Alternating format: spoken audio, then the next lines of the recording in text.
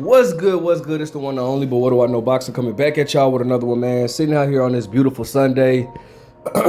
Got some lemonade with me, man. Just enjoying the weekend and whatnot. Excuse me.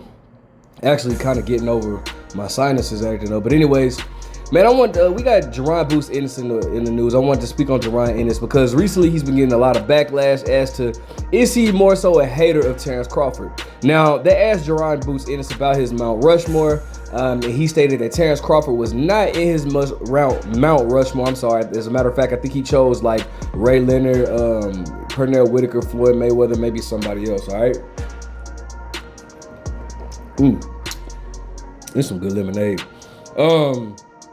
So a lot of people kind of feel like, all right, man, like Jaron at this point is a hater just based off of that, you know, him working with Canelo Alvarez in the past or whatnot. And I kind of wanted to speak on my opinion about that. Now, does it make him a hater because he doesn't have Terence Crawford in his Mount Rushmore? Absolutely not.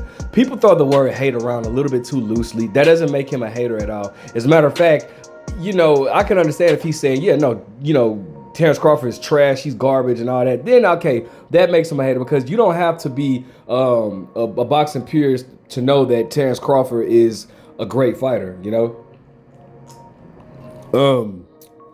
So I don't think that makes him a hater.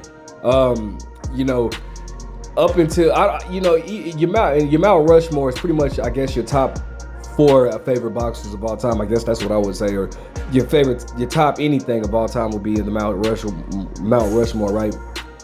It's okay to not have Terence Crawford in your top 4, bro. I mean, Terence Crawford is like number 6 on my list of all-time greats.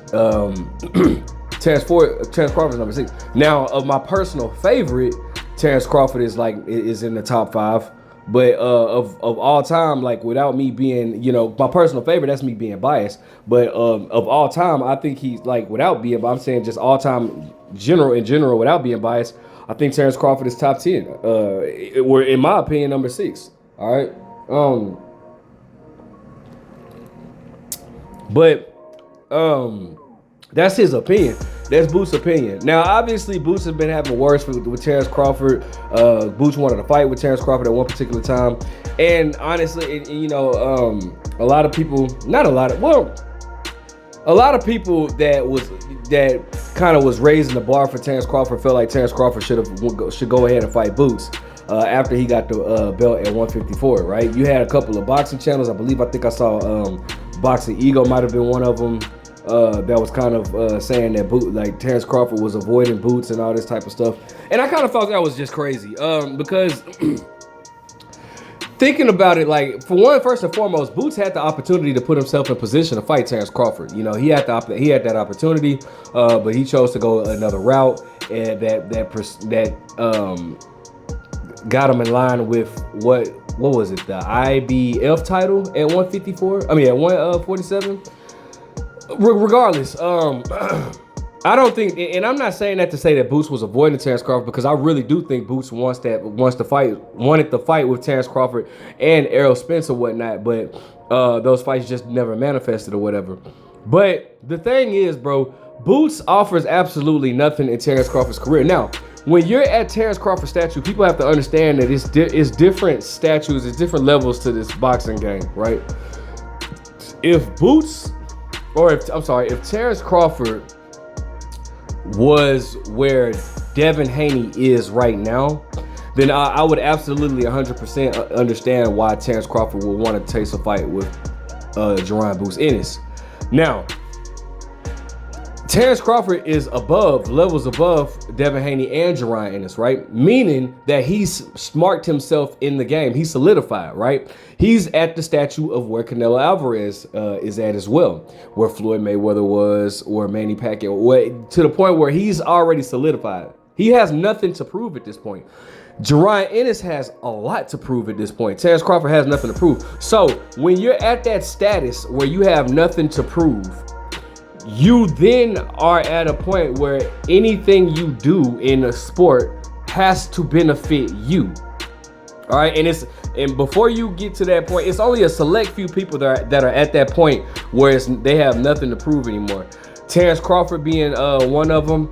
Alexander Usyk being another, and Canelo Alvarez being another. Well, where their legacy is solidified no matter what. If they retire, whenever they choose to retire, their legacy is solidified. They have absolutely nothing else to prove in the sport of boxing. So, but if it ain't those three, then everybody still has things to prove. I don't care what nobody says. Gervonta Davis, I know he has a lot of fanboys and stuff like that. And I love Tank to death, but Tank still has something to prove, whether he retires or not. If he retired, then he just retired with unfinished business. So whatnot. It feels good out here, man. Sorry, I keep pausing. You gotta sip my lemonade. I'm gonna try to bust out like 5 videos today, man. It feels so good out here. Anyways, Tank still has something to prove. All right, Shakur still has things to prove. Devin Haney still has things to prove. Teofimo Lopez still has things to prove. Jaron Ennis, Brian Norman. All of these fighters still have something to prove, except for Terence Crawford, Alexander Usyk, and Canelo Alvarez. So, why fighting Jaron Boots Ennis, right? After beating Errol Spence and becoming a 2-division undisputed champion, what does Jaron Ennis offer besides a significantly less payday, and that's it? A less pay, what does he have to offer? Absolutely nothing. That's actually going a step backwards. A lot of people were trying to criticize, well, not a lot of people, some people were trying to criticize Terence Crawford because he chose to fight Israel Madrimov. Israel Madrimov offered something that Jaron Ennis couldn't, and that was something for Terence Crawford's legacy. Terence Crawford beating Israel Madrimov now makes Terence Crawford a 4-division champion. Beating Jaron Boots Ennis does absolutely nothing. Terence Crawford moving up to Canelo Alvarez did something for Terence Crawford's career.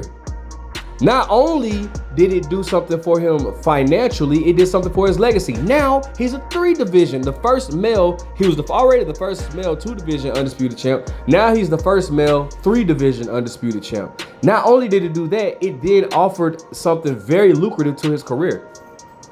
I think Terence Crawford, his purse was $50 million fighting Canelo Alvarez. His purse with Errol Spence was $25 million. What you think his purse with Jaron Boots Ennis will be? 2, 3 million, 4 million, 5 million, something like that. Jaron Ennis offers nothing to Terence Crawford. All right. Here's the difference between. I'm not knocking Jaron Ennis because I do think that he has a bright future. I've kind of been questioning the stuff that he's done lately, but I do think that he has a bright future in the sport. But here's the difference between Terence Crawford and Jaron Ennis. And I'm not going to take credit for this. I actually saw somebody post this on Twitter. Terence Crawford moved up to 168, fought the younger, bigger Canelo Alvarez with no tune-ups, nothing like that, right?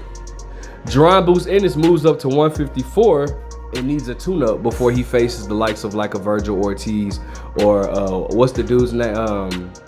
Abakram, the IBF champion.